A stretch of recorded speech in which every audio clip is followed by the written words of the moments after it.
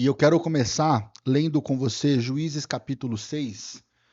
Eu não vou ler a história toda, mas eu vou te explicar o porquê que eu estou vindo falar dela aqui. Juízes capítulo 6, versículo 14.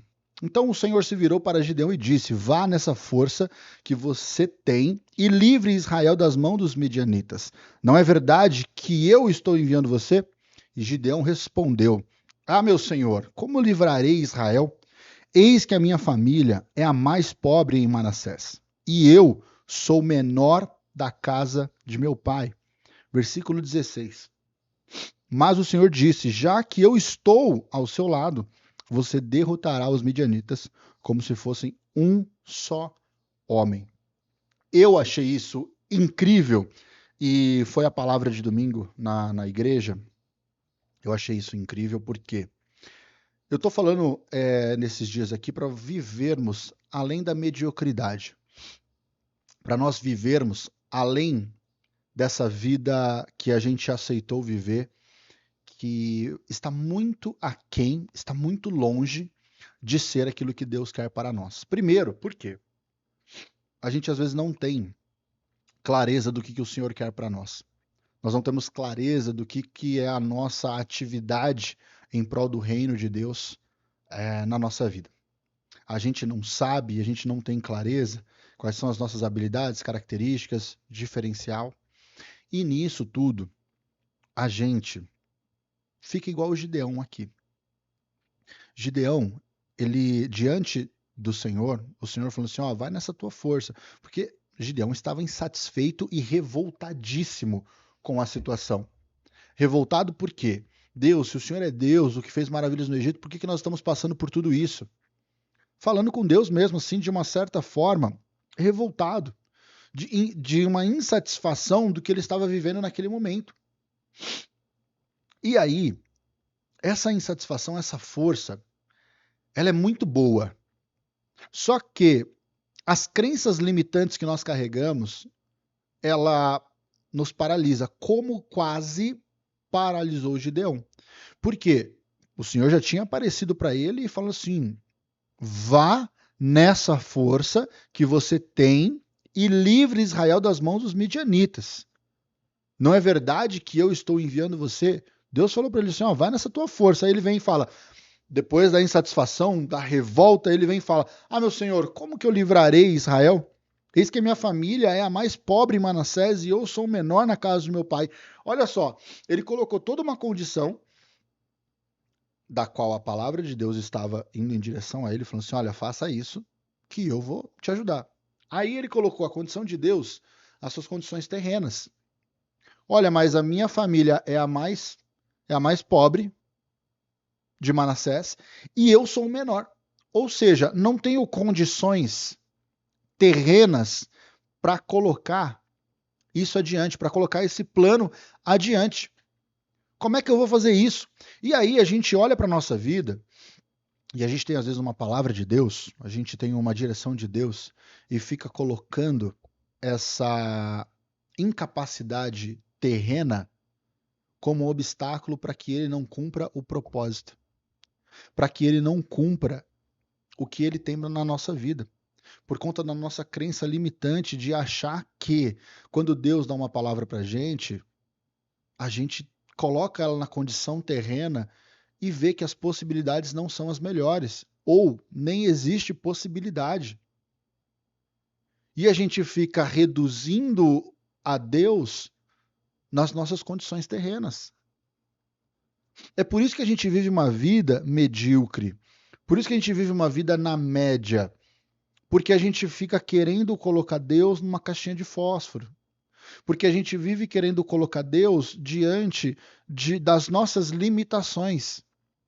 Mesmo lendo, mesmo escutando, mesmo estudando, que Ele é poderoso para fazer muito mais daquilo que nós pedimos ou pensamos. Mas a gente, pela nossa crença limitante, a gente reduz Ele às nossas condições. Quando, na verdade, o que a gente precisa fazer é simplesmente seguir o que ele está falando. E ele continua aqui. o Senhor disse: já que eu estou ao seu lado, falando para Gideão, você derrotará os midianitas como se fosse um só homem. Aí Gideão respondeu: se de fato encontrei o favor aos teus olhos, dá-me um sinal de que és tu, Senhor, que está falando comigo. Peço que não te afastes daqui até que eu volte e traga minha oferta e coloque diante de ti. E o anjo respondeu: eu esperarei até que você volte. Então Gideão foi preparar a oferta que ele tinha a oferecer. E olha só que interessante isso.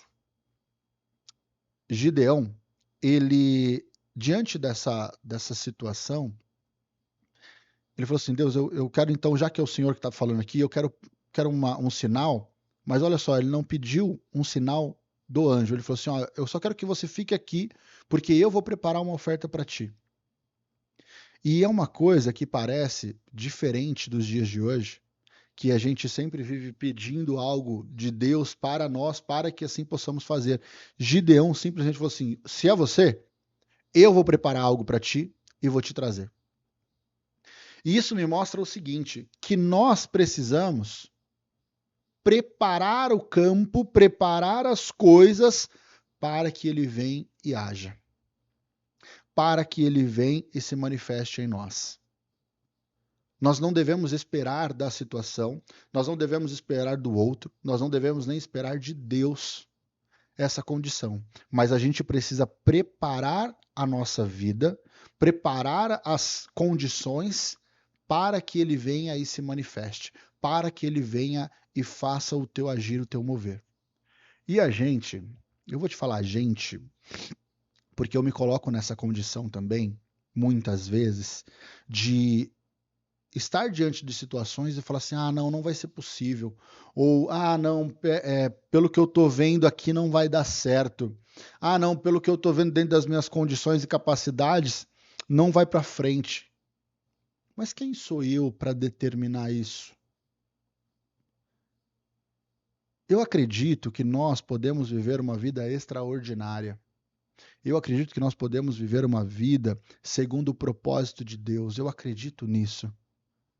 E eu quero ressaltar que viver uma vida segundo o propósito de Deus não está em bens materiais, não está em condições terrenas, mas está naquilo que nós podemos fazer para o reino de Deus. Está naquilo que nós podemos contribuir para que Deus se manifeste onde, quando e a hora que Ele quiser.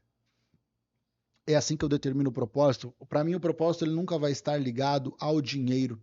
O dinheiro ele sempre vai ser uma consequência para que a manifestação do propósito ela ocorra, mas não necessariamente vai determinar se você é bem sucedido ou não, se você tem dinheiro ou não. Eu acredito que dinheiro é consequência na nossa vida. Agora, eu quero que você reflita, eu quero que você pare para pensar o que você pode estar contribuindo para o reino de Deus e para o propósito que ele estabeleceu para você. E aí você deve pensar assim: poxa, mas eu sou uma pessoa pecadora.